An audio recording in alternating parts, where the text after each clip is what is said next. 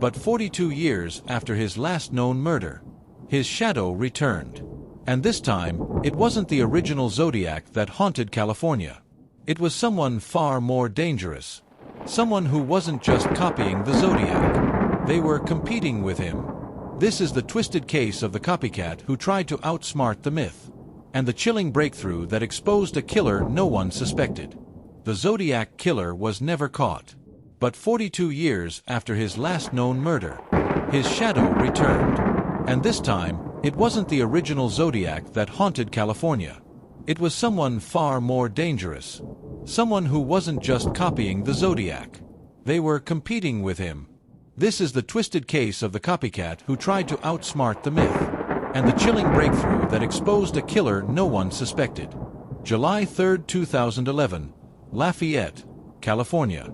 It was just after midnight when a jogger discovered the body of Emily Ruiz, 22, slumped in her car at a secluded parking lot. She'd been stabbed repeatedly. But what truly stunned investigators was the note taped to her dash. "This is just the beginning. Z." Written in shaky block letters, it immediately rang alarm bells. The media exploded. Was the Zodiac back? But Zodiac was likely dead, or in hiding. This was something else. A week later, the San Francisco Chronicle received a letter. Inside was a typed note and a cipher, coded, just like Zodiac's old messages.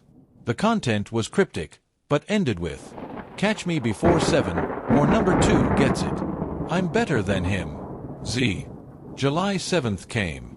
And just after 9 p.m., a second body was found. Derek Hahn, 29, stabbed and positioned exactly like Zodiac's 1969 Lake Berryessa victim. Execution style, shirtless, lying face down. The killer had studied the Zodiac's movements like a religion. But this version was angrier, more precise, less chaotic. That's when police turned to Elliot Granger, a 38-year-old crime blogger who ran Z-Files, the biggest online Zodiac forum. He wasn't just posting theories. He was obsessively predicting locations and dates, some eerily close to the new murders. Then came the shocking post. "I have a feeling he'll go north next. Empty Tam trailheads are full of couples." 3 days later, a couple was attacked on the Mount Tamalpais Trail. Only one survived. Maya Cortez, 31, stabbed but alive. Her boyfriend, Connor Dale, 33, was dead. The killer left no note, but used a military-style knot to tie Maya down. Same knot from the 1969 Zodiac picnic attack. Elliot Granger was arrested. Public pressure was overwhelming. But then, he passed a polygraph. Had no cuts, no blood evidence, no alibi either, but no proof. They let him go. He screamed into cameras, "You're chasing the wrong person." Turns out, he was right. October 14, 2011, a 19-year-old college student, Melanie Kim, vanished walking home from a party near the Berkeley Hills. Days later, her roommate received an envelope. Inside, a necklace belonging to Melanie.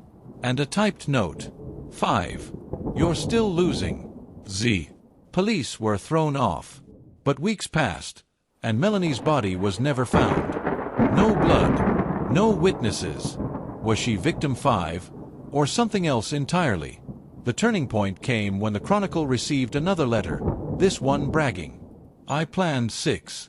You stopped 4. That's a failure." But this time, the killer got sloppy. Saliva from the envelope gave a partial DNA match. Not in Cody's. But it narrowed the suspect pool to one family. Detectives dug deep and found someone whose name had never surfaced. Brandon Lorne, 26. A UPS worker from Concord. No priors.